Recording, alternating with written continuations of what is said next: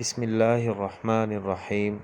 ملک پاکستان کی عظیم دینی درسگاہ جامع العلوم عیدگاہ بہاول نگر کا سنگ بنیاد 1944 میں سراج المحدثین حضرت مولانا سید بدر عالم میرٹھی رحمہ اللہ اور مہاجر فی سبیل اللہ حضرت مولانا مفتی نیاز محمد ختنی ترکستانی نور اللہ مرقدہم نے رکھا۔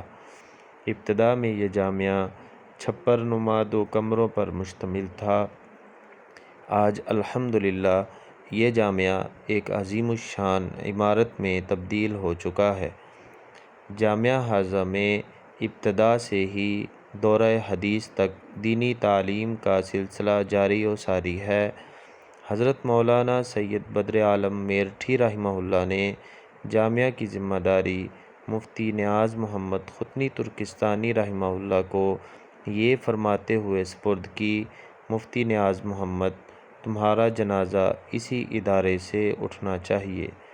اپنے استاذ اور مربی کے حکم پر مفتی نیاز محمد رحمہ اللہ نے اپنی ذات کو تا حیات جامعہ کے لیے وقف کر دیا۔ 1992 میں مفتی صاحب کے دنیا سے رحلت فرما جانے کے بعد جامعہ کا انتظام و انصرام آپ کے فرزند ارجمند شیخ الحدیث حضرت مولانا الشاہ جلیل احمد اخوند صاحب دامت برکاتہم العالیہ کے حصے میں آیا۔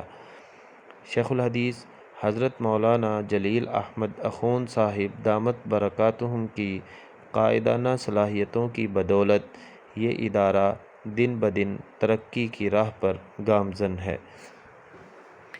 جامعہ کا قدیم ہاسٹل 1960 عیسوی میں گارے اور مٹی سے تعمیر کیا گیا تھا، جو اب خستہ حالی کا شکار ہو چکا ہے۔